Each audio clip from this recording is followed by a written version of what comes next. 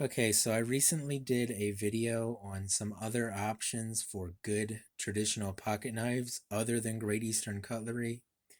And I mentioned in that video that I had a knife coming from Great Eastern Cutlery. Well, not from Great Eastern Cutlery, but I had a Great Eastern Cutlery knife coming. And it would probably be the last Great Eastern Cutlery knife for a little while. And this is that knife. This is like the last Great Eastern Cutlery knife that I really wanted.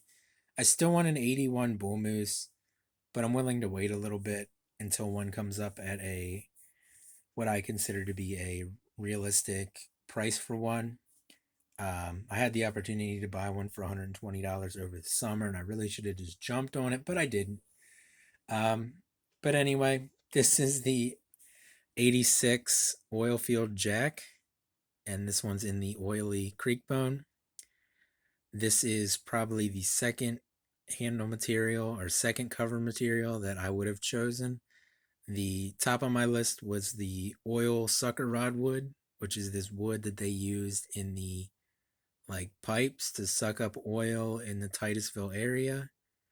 And it had like this greenish hue to it, and that was just kind of cool. But this was my second favorite handle material, and my third favorite was the natural canvas micarta.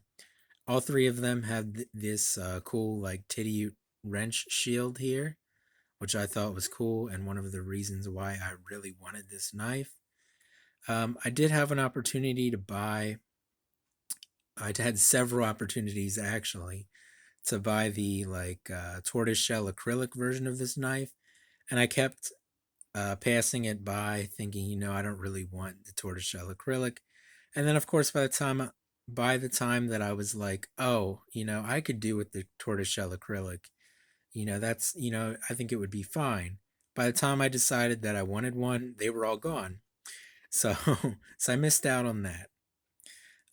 But I managed to get this, of course, on the secondary market at a price that I didn't think was too bad, considering what secondary Great Eastern Cutlery knives are going for these days.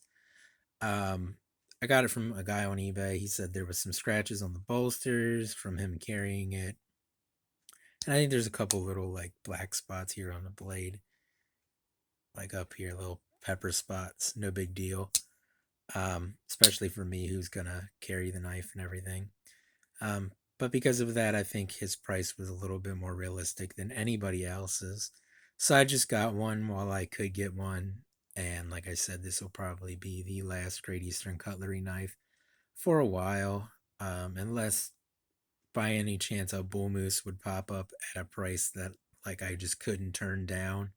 In which case, I'll probably get one of those. But really, the 81 bull moose is like the last Great Eastern Cutlery knife that I really do want. Um, I just need to find one at a price that I'm willing to pay for one. But but yeah, 86 oilfield jack. It's got this really nice big old like clip point blade here, like I think they call this a drawn swedge. Um, and then it's got a slight like recurve in the blade here. It looks like just the way that it's ground, or maybe that's intentional. I'm not sure. But yeah, of course the action is really good. I have to say the pull on this one isn't ridiculous like it is on my 44 gun stock. Of course, that's a little bit smaller knife.